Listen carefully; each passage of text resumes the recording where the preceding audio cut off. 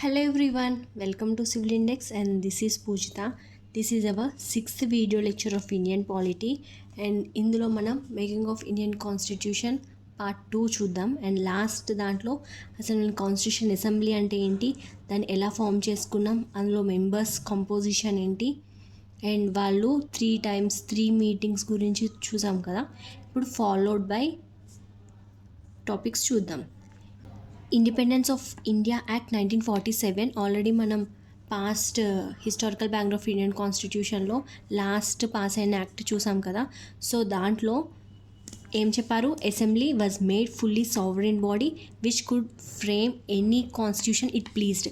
అంటే ఎటువంటి ఇన్ఫ్లుయెన్స్, అంటే బయట వాళ్ళ ఇన్ఫ్లుయెన్స్ లేకుండా ఓన్లీ ఇండియన్స్, ఓన్లీ ఇండియాలో ఉన్న వాళ్ళ కాన్స్టిట్యూషన్ని ఓన్గా చేసుకోవచ్చు అని ఒక ఫుల్ ఫ్రీడమ్ ఇచ్చారు. సో ఇప్పుడు మనకి ఇష్టం వచ్చింది, మన కల్చర్ని, మన పీపుల్ ఎలా ఉన్నారు అవన్నీ చూసుకొని మన ఓన్ కాన్స్టిట్యూషన్ని మనం ఇప్పుడు ప్రిపేర్ చేసుకోవచ్చు. సో దీని ప్రకారం మన కాన్స్టిట్యూషన్ అసెంబ్లీ అనేది ఫామ్ అయింది. సో ఆ కాన్స్టిట్యూషన్ అసెంబ్లీ మెయిన్గా 2 roles చేయాలి ఇక్కడ. ఏంటి, ఫస్ట్ కాన్స్టిట్యూషన్ని ఫ్రేమ్ చేయాలి, కాన్స్టిట్యూషన్ని ఫ్రేమ్ చేయాలి అండ్ లెజిస్లేటివ్ ఫంక్షన్స్ కూడా చేయాలి. అంటే ఇప్పటి వరకు మనకి ఎవరు బ్రిటిషర్స్ యాక్ట్స్ చేసి మన లెజిస్లేచర్ని కంట్రోల్ చేసేవాళ్ళు కదా, లాస్ని కంట్రోల్ చేసేవాళ్ళు కదా. ఇప్పుడు వాళ్ళు ఇండిపెండెన్స్ మనకి ఇచ్చేసారు. ఇప్పుడు ఆ లాస్ని మనం పాటించవచ్చు, పాటించకపోవచ్చు, అది మన ఇష్టం. సో ఇప్పుడు మనకి న్యూ లాస్ ఏమైనా ఎనాక్ట్ చేయాలి అంటే ఈ కాన్స్టిట్యూషన్ అసెంబ్లీలో పర్సన్స్ని మనం ఎన్నుకున్న వాళ్ళే కదా, ఎలక్ట్ చేసుకున్న వాళ్ళే కదా. సో ఈ కాన్స్టిట్యూషన్ అసెంబ్లీ లెజిస్లేచర్ ఫంక్షన్ కూడా చేయాలి అండ్ కాన్స్టిట్యూషన్ని కూడా ఫ్రేమ్ చేయాలి. ఓకే, కాన్స్టిట్యూషన్ అసెంబ్లీ వాళ్ళు 2 works to frame constitution and legislative function కూడా చేయాలి. సో దీన్ని మనం ఫస్ట్ పార్లమెంట్ ఆఫ్ ఇండియా అని కూడా అంటాం. సో ఈ టూని వాళ్ళు టిల్ November 26, 1947 మన రాజ్యాంగం అమలు అంటే అడాప్ట్ చేసుకునేంత వరకు వాళ్ళు ఇది కంటిన్యూ చేశారు. So first parliament of India అని కూడా మన కాన్స్టిట్యూషన్ అసెంబ్లీని అనొచ్చు.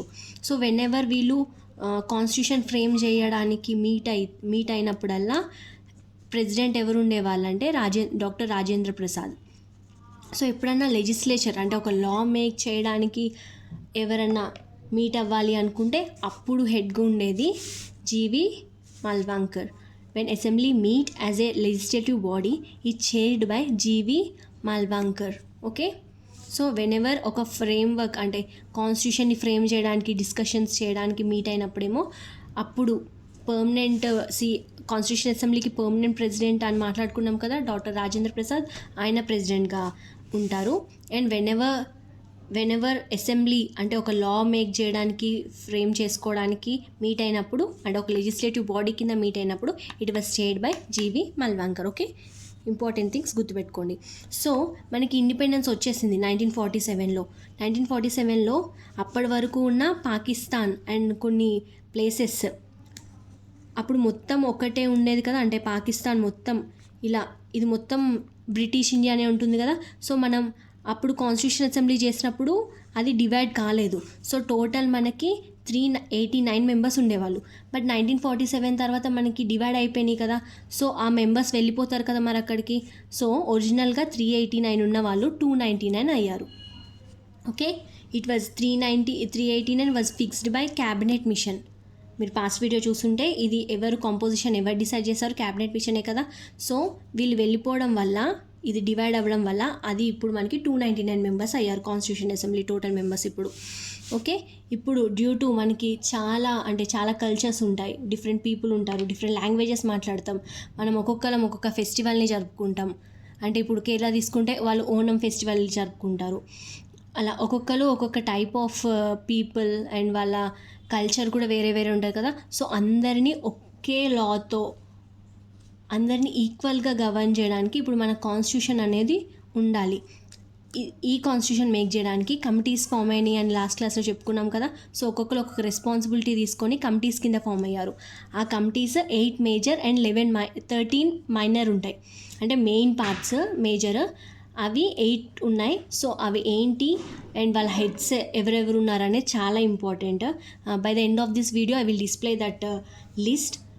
You please check check it from them, because దాన్ని ఎక్స్ప్లెయిన్ చేయడానికి ఏమి ఉండదు కదా, జస్ట్ ఫామ్ చేసింది అండ్ దానికి ప్రెసిడెంట్ హెడ్ ఎవరు అవి చూడాలి. So by the end of this video I will display that, you please take from that. And 8 major ఉంటుండే, 13 మైనర్ ఉంటుండే, ఓకేనా. సో అన్నిటికంటే మెయిన్ ఇంపార్టెంట్ ఏంటి, డ్రాఫ్టింగ్ కమిటీ. డ్రాఫ్టింగ్ కమిటీ అంటే ఏంటంటే వీళ్ళు డిఫరెంట్ కమిటీస్ ఉన్నారు కదా, వీళ్ళకి కొన్ని ప్రొవిజన్స్ ఇస్తారు. సో అన్నిటిని గ్యాదర్ చేసుకొని ఒక డ్రాఫ్ట్ ప్రిపేర్ చేయడమే డ్రాఫ్టింగ్ కమిటీ వల్ల మెయిన్ ఇంపార్టెంట్ థింగ్. సో అది ఎప్పుడు ఫామ్ అయింది, August 29, 1947. ఈ కమిటీ ఎప్పుడు ఫామ్ అయింది చాలా ఇంపార్టెంట్. అండ్ అందులో 7 మెంబర్స్ ఉంటుండే, 1 chairman and 6 other members. Chairman ఎవరు, డాక్టర్ బిఆర్ అంబేద్కర్. సో ఈయన్నే మనం ఫాదర్ ఆఫ్ ఇండియన్ కాన్స్టిట్యూషన్ అంటాం. సో అదర్ మెంబర్స్ కూడా important drafting committee, like which of the following is not the member of drafting committee అంటారు. So ఈ names కూడా చాలా important.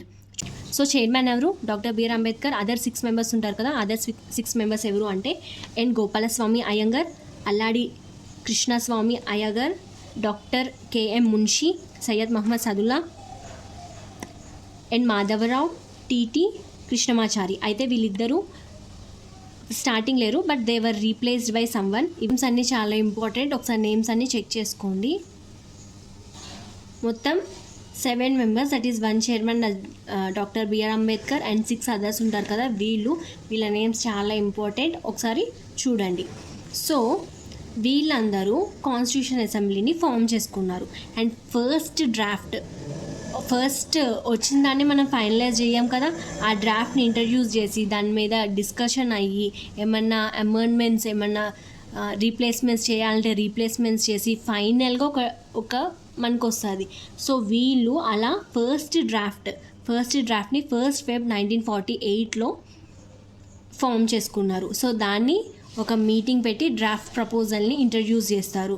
So అలా ఏమైనా రికమెండేషన్స్ వస్తే they will include that also. So అట్లా ఫస్ట్ డ్రాఫ్ట్ 1 February 1948లో ఉంది. అండ్ దాన్ని మోడిఫై చేసుకొని మీటింగ్స్ పెట్టుకొని మోడిఫై చేసుకొని సెకండ్ డ్రాఫ్ట్ October 1948లో. And final draft doctor BR Ambedkar introduced final draft of constitution in the constitution assembly on 4th November 1948. ఈ dates చాలా ఇంపార్టెంట్. ఎప్పుడు లాస్ట్ ఫైనల్ డ్రాఫ్ట్ ఇంట్రడ్యూస్ చేసింది కాన్స్టిట్యూషన్ అసెంబ్లీలో ఇంట్రడ్యూస్ చేసింది 4th November 1948. ఎవరు, doctor BR Ambedkar introduce చేశారు. So అసెంబ్లీలో and constitution అసెంబ్లీలో వాళ్ళు డిస్కషన్స్ చేసుకొని ఫైనల్ డ్రాఫ్ట్ని 19 November 1949 వరకు కంక్లూజన్ ఇచ్చుకున్నారు. ఓకే, 26 November 1949లో వాళ్ళు పాస్ చేసుకున్నారు. The motion of draft constitution was declared passed and received the signatures of members and present. అంటే అప్పుడు ప్రెజెంట్ ఉన్న మెంబర్స్ అందరు సిగ్నేచర్స్ చేసి ఓకే ఇట్ వాజ్ పాస్డ్, మనం ఇది అడాప్ట్ చేసుకుంటున్నాము అని 26 November 1949లో పాస్ చేసుకున్నాం. So out of 299 members of assembly only 284 were actually present on the day and signed the constitution. ఆ రోజు అవుట్ ఆఫ్ 299 అని చెప్పుకున్నాం కదా. సో స్టార్టింగ్ 389 ఉంటుండే, బట్ ఇండియా డివైడ్ అయిన తర్వాత ఓన్లీ పాకిస్తాన్ వాళ్ళు ఆ మెంబర్స్ ఎవరైతే ఉన్నారో వాళ్ళు వెళ్ళిపోయి 299 మెంబర్స్ ఉన్నారు అనుకున్నాం కదా. సో ఈ 219 మెంబర్స్లో ఆ రోజు అంటే కాన్స్టిట్యూషన్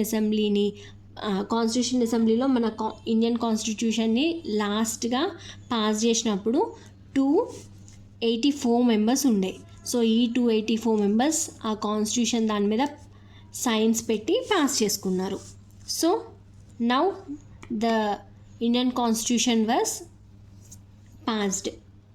అండ్ అయితే 26 November 1949లో మనకి అన్నీ అయిపోయినాయి కదా. బట్ ఇది ఎప్పుడు January 26, 1950లో మనకి ఫోర్స్లోకి వచ్చింది.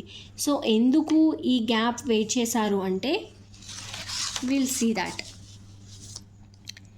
ఇండియన్ కాన్స్టిట్యూషన్ ఎప్పుడు అడాప్ట్ చేసుకున్నారు, 26 November 1949. దాన్ని మనం కాన్స్టిట్యూషనల్ డే కింద సెలబ్రేట్ చేసుకుంటాము. అండ్ బట్ అది came into force on 26 January 1950. So మనం ఎప్పుడు అడాప్ట్ చేసుకుంది 26 నవంబర్ 1949లో, బట్ ఎప్పుడు ఫోర్స్లోకి వచ్చింది 26 జనవరి 1950. అయితే ఈ అడాప్ట్ చేసుకున్న డే రోజు మనకి కొన్ని ప్రొవిజన్స్ మాత్రమే తీసుకున్నాం, but rest of them were came in to force on 26 జనవరి 1915. ఎందుకు వెయిట్ చేసి 26 జనవరి వరకు వెయిట్ చేసి ఆ రోజు అడాప్ట్ చేసుకున్నామంటే, పాస్ట్లోకి వెళ్తే ఇన్ 1930 రోజు 1930 ఇయర్లో జాన్ 26th డేట్ రోజు మనకి పూర్ణ స్వరాజ్ అంటే కంప్లీట్ ఇండిపెండెన్స్ కావాలి, ఆ డేని మనం పూర్ణ స్వరాజ్ కింద సెలబ్రేట్ చేసుకోవాలి ఎవ్రీ ఇయర్ అని వాళ్ళు డిక్లేర్ చేసుకొని అండ్ ఎవ్రీ ఇయర్ 26 జనవరిని ఇండిపెండెన్స్గా మనకి ఇండిపెండెన్స్ వచ్చింది అన్నట్టు సెలబ్రేట్ చేసుకునేవాళ్ళు. సో అంతేకాకుండా the resolution was passed in Lahore session of Indian national Congress. మనకి బ్రిటిషర్స్ ఇండిపెండెన్స్ ఇచ్చి వెళ్ళిపోయింది ఎప్పుడు ఆగస్ట్ 15th. బట్ మనం ఆల్రెడీ పాస్ట్లో జాన్ 26న మనకి రిపబ్లిక్ అంటే ఆల్మోస్ట్ పూర్ణ స్వరాజ్ వచ్చినట్టే అని చెప్పి మనం సెలబ్రేట్ చేసుకున్నాం కదా. సో దాన్ని మార్క్ చేసుకుంటూ ఈ కాన్స్టిట్యూషన్ డేట్ని మనం హోల్డ్ ఆన్ చేసుకున్నాం. సో ఈ రెండు డేట్స్ చాలా ఇంపార్టెంట్. 26 నవంబర్ 1949లో మనం కాన్స్టిట్యూషన్ అసెంబ్లీని అడాప్ట్ చేసుకున్నాం. అండ్ ఆ రోజు కొన్ని ప్రొవిజన్స్ అంటే important provisions like citizenship, elections, ఇప్పుడు ఎలక్షన్స్ జరగాలి కదా, సో ఎలక్షన్స్, ఇంకా provisional parliament, temporary and transitional provisions, మనకి అప్పటికి కావాల్సిన మినిమం బేసిక్వి అడాప్ట్ చేసుకున్నాము. బట్ కంప్లీట్గా ఫోర్స్లోకి వచ్చింది మాత్రం 26 జనవరి 1950 by remarking the day as we celebrated Purna Swaraj on 26 January 1930. Okay, and ఈ డేని మనం కాన్స్టిట్యూషనల్ డే కింద సెలబ్రేట్ చేసుకుంటాం. And this day was celebrated as republic day. Okay, ఇవి చాలా ఇంపార్టెంట్ డేస్, గుర్తుపెట్టుకోండి. అండ్ నెక్స్ట్ సమ్ ఫ్యాక్ట్స్ చూద్దాము. లైక్ మనకి ఈ కాన్స్టిట్యూషన్ అసెంబ్లీని ఫ్రేమ్ చేయడానికి 2 years 11 months అండ్ 18 days పట్టింది. 2 years 11 months 18 days పట్టింది. And we took as much as references because whole India should follow this. So చాలా రీసెర్చ్ చేసి అంటే ఏది కరెక్ట్ ఏది రాంగ్ చాలా ఇయర్స్ మనం ఇప్పుడు 1950లో వచ్చిన కాన్స్టిట్యూషన్ని మనం ఎమర్న్స్ చేసుకుంటూ ఇప్పుడు till now we are following it. So వాళ్ళు చాలా అడ్వాన్స్డ్ ఆలోచించి చాలా సోర్సెస్ తీసుకొని ఇవి ఫ్రేమ్ చేశారు. సో అప్పుడు మనం టోటల్ ఎక్స్పెండిచర్ ఎంత ఖర్చు చేసామంటే 64 lakhs. అండ్ మనకి కాన్స్టిట్యూషన్ అసెంబ్లీ యొక్క సింబల్ ఏంటి అంటే elephant, Airavatam. Okay, Sir B.N. Rao is a legal advisor of Constitution Assembly and H.V.R. Iyengar was a secretary of Constitution Assembly. S.N. Mukherjee was the chief draftsman of Indian Constitution of Assembly. The original Indian Constitution was handwritten by Prem Bihari by following the italic style. And ఈ points అన్నీ చాలా important. చాలా ఎగ్జామ్స్లో legal advisor అడిగారు and first president ఎవరు అని అడిగారు, like ఎంత ఎక్స్పెండిచర్ అయింది, ఈ ఫ్యాక్ట్స్ అన్నీ గుర్తుపెట్టుకోండి. And this is our making of Indian constitution. And next క్లాస్లో సోర్సెస్ అంటే వీళ్ళు చాలా సోర్సెస్ నుంచి తీసుకున్నాము అనుకున్నాం కదా, సో ఆ సోర్సెస్ అన్నీ లిస్ట్ డిస్కస్ చేద్దాము. And we will go to main parts like ప్రియంబల్, citizenship, fundamental rights, ఇవన్నీ 1 by 1 క్లియర్గా ఎక్స్ప్లెయిన్ చేసుకుందాం. And I want to thank you all for such a response and hope మీరు కూడా ఈ వీడియోస్ని షేర్ చేయండి వీలైనంత మందికి. So it will Boost up me to do more. And thank you, and that's it for now. Thank you.